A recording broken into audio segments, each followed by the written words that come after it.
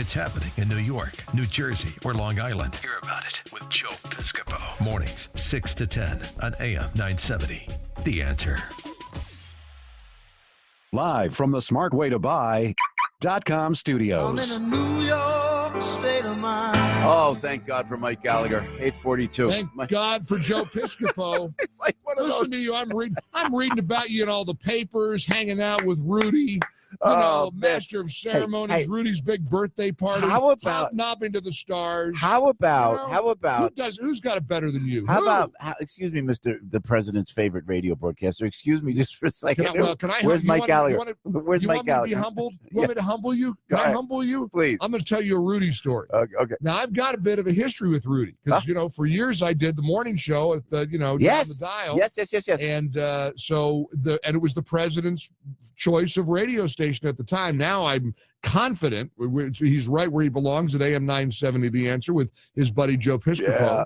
But there were many mornings where it was an interesting dynamic because if he was in his car going to work and we were on the radio talking about something, he didn't quite like what he heard, he'd call in.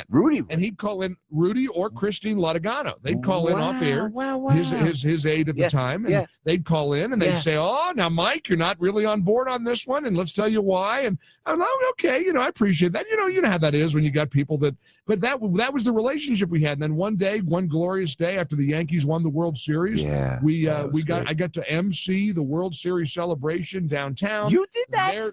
No, I did that. That was you. I was there. That was me. Oh, my God. Well, and it was the shock of my life because Rudy, being a lovable, warm, emoting Italian, came out on the stage. My wife and kids were in the audience. It was so fun. And he gave me a big kiss on the lips when I introduced him.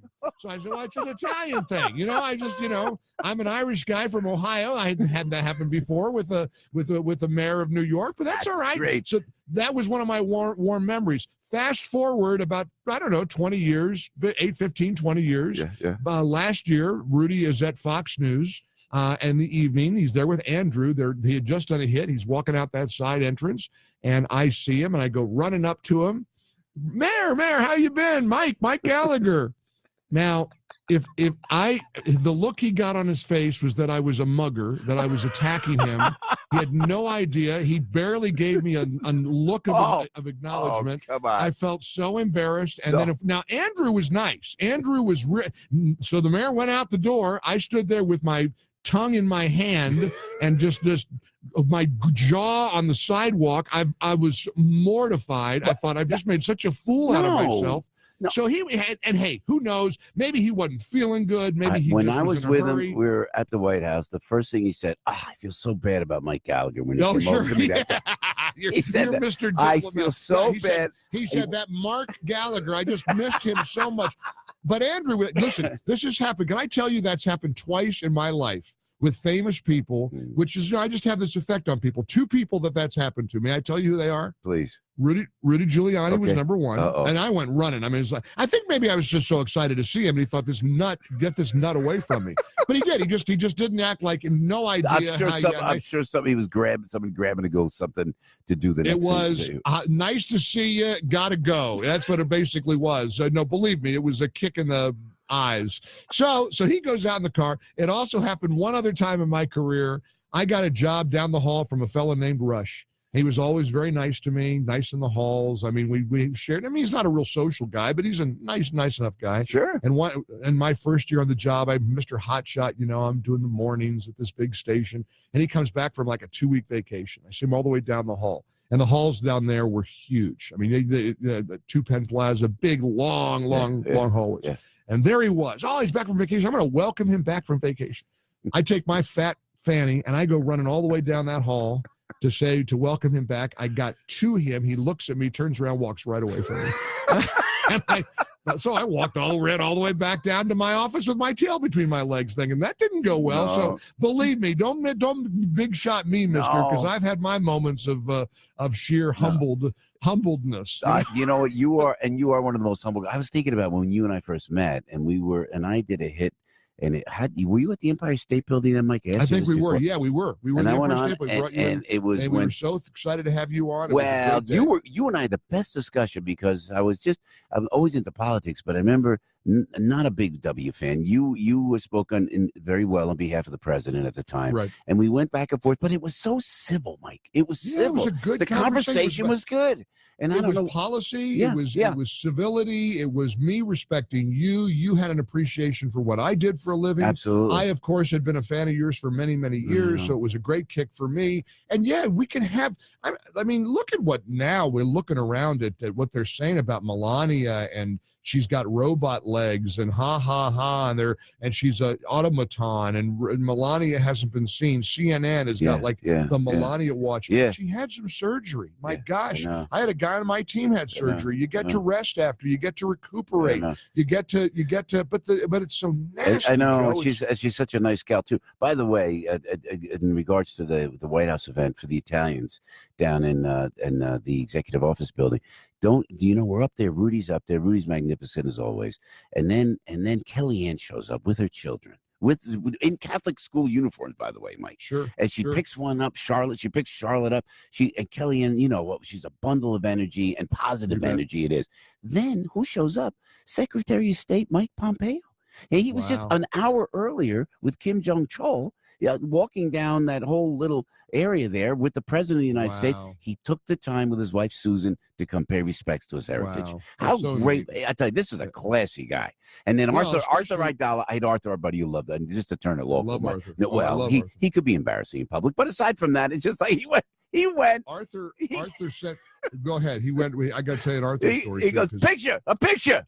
We got to get a picture. And I love him for that. I look at him and say, Arthur, if you get a picture of me and Mike Pompeo, I'm going to love you forever. And darn if he didn't take the picture. And he didn't say, and to Arthur's credit, he didn't go, hey, I want to get in the picture too. He took the picture. He got it for you. The Secretary of State swings to Arthur in a really powerful, points to Arthur and goes, I want that picture.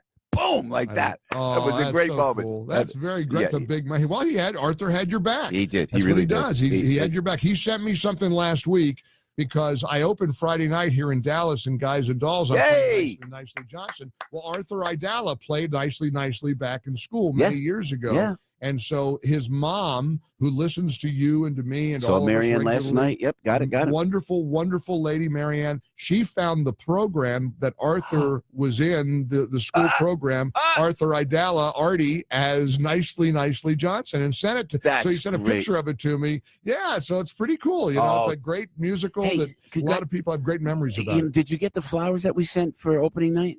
Frank? Opening is Friday, so you've still got time. So tell Frank, this is Tuesday. They'll get here on time. Majestic Theater, Elm Street, Dallas, Texas. Send to the stage door. Majestic Theater, Elm Street. I expect flowers. I expect some candy. I expect today, by the way, Mr. Theater Guy. Here's a quiz for you. See how good you are, Mr. Broadway. I'm not. Mr. Broadway star. You're like the savant. You're the theater savant. But go ahead. Well, this is a new one to me. We're having the Vondel probe. You ever heard of it? You've heard of the SITS probe, right? Yeah, but please. It sounds something very, very nasty that a doctor does with a glove. I don't want to think about it. I know. It's a medical procedure. The SITS probe for theater fans is when the first time you go through the show with the orchestra, basically just seated. You don't do any movement, don't do any blocking. Right. Okay. The Vondel probe is when you're far enough along in the rehearsal process that you can, for the first time, work with the orchestra and move around a little bit and do some blocking and some staging. So that's the Vondel probe that we're on tonight. Vondel probe. And then tomorrow and Thursday, and then we open. They're sold out Friday night too, by the way. Opening night is sold out already. So I'm ready. But you're making me feel bad, man. You're doing your morning show, and then you're going on stage for 2.5 hours. Every day. Now, see, I took off Friday because, God forbid, I took a train to Washington. Now you're making us all look bad, Listen, Mike. You take off when you get a little bit of a wheezy, a little water in your eye. I mean, you're a big star. Oh, well, I do admit I'm taking Monday off. After the run of the show, I'm taking Monday. But back Tuesday in time for news about the President's Summit. We're going to be talking about that today. Of course, the President announcing that the Eagles won't attend the White House ceremony. Yeah. Great, brilliant decision. You respect the flag. You respect your country. If you don't don't want to do it, then stay home. I love it. Yeah. We'll get into Mueller's claim that Manafort tried to tamper with witnesses. Where is this thing going? And even Bill Clinton saying he doesn't owe Monica an apology. Yeah, it's wild. Even in wake of the Me Too movement. So we've got some pretty good show material today, Mr. Piscopo. We appreciate it, Mr. 10 a.m. Gallagher. to 1 p.m. My dear friend, break a leg with all love. Thank you, my dear We're friend. I love thinking you. about you. Okay, Thank Mike, you. thanks All for right, joining see you us. soon. Go get him, You Mike. It's Mike Gallagher right there. 8:51. He's gone at 10 o'clock. You say, what do you got? Hit the wrong button. Yeah, that's okay. I thought you were putting some guys and dolls in there. No. Everybody knows this guy. Now, everybody knows he can do a radio show. Joe Piscopo. Mornings, 6 to 10 on AM 970. The Answer.